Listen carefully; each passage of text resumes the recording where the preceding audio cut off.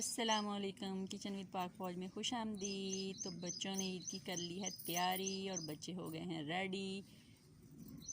यहाँ पे तीनों ने, ये मैं आपको अपने बच्चों से मिलाती हूँ। तो ये हैं मेरे तीनों बच्चे, मोहम्मद बिलाल, मीरब शहजाद और ज़ैनब शहजाद।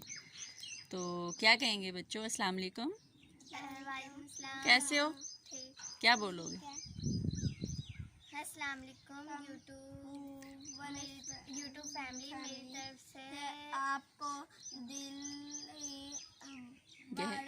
हाँ, दिल की गहराइयों से बहुत बहुत मुबारक। खैर मुबारक। आप बोलो ज़ैनब। अस्सलाम वालेकुम, मेरी तरफ से आप सबको ईद मुबारक। मीरब आप क्या बोलोगे?